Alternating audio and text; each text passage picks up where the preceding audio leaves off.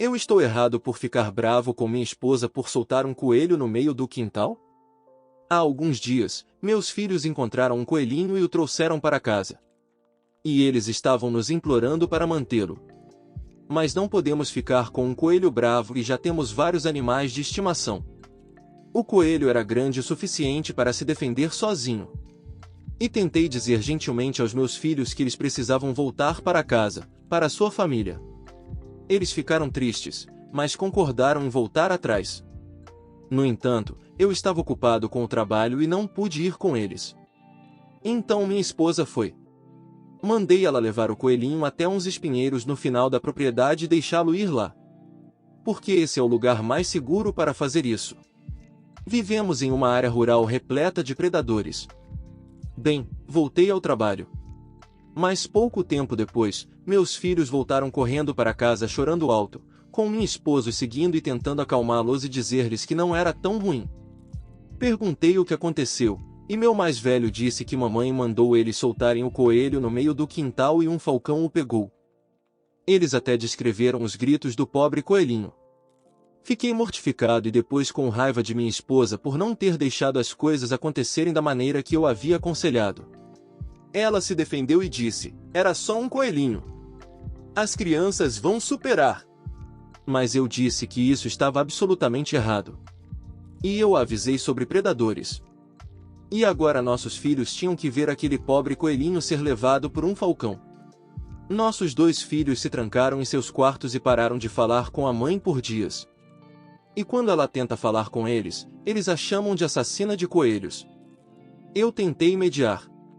Mas meus filhos ainda estão bravos.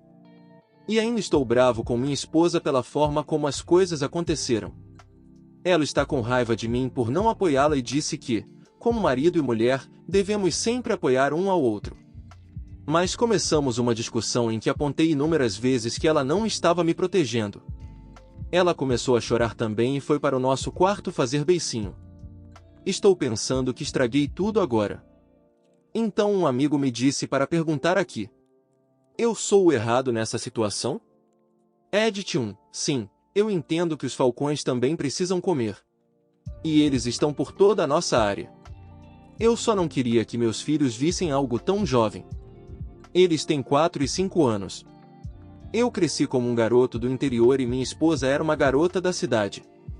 E quando eu era criança, qualquer situação semelhante com uma criatura selvagem que fosse capturada, tentávamos soltá-la em um lugar onde ela tivesse chance de lutar.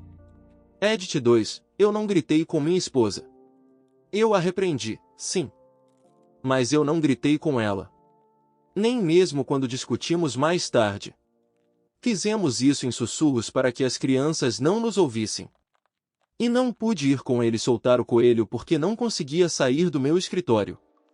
Trabalho em casa metade da semana e tenho que estar sempre perto do telefone para atender uma chamada no horário, a menos que seja no horário de almoço. Eu também nunca chamei minha esposa de matadora de coelhinhos, um apelido que nossos filhos estão chamando ela depois do que aconteceu com o coelho. E tentei fazê-los parar. Não vou chamar minha esposa assim, é degradante e eu estaria agindo como um valentão. Eu acho que se eu agisse assim, aí sim eu estaria errado nessa situação, pois não faz sentido você piorar a situação chamando sua esposa por esse apelido que claramente ela não gostou e quer ouvir. Edit 3. Meus filhos não brincavam no quintal sem supervisão. Minha esposa é dona de casa e estava com eles quando encontraram o coelho. Eles voltaram correndo para casa com ele, e eu tive que dizer a eles que precisavam ser soltos. Edit 4. Não. Isso não foi copiado de algum vídeo online.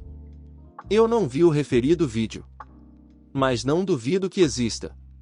Mas os falcões atacam pequenos animais o tempo todo.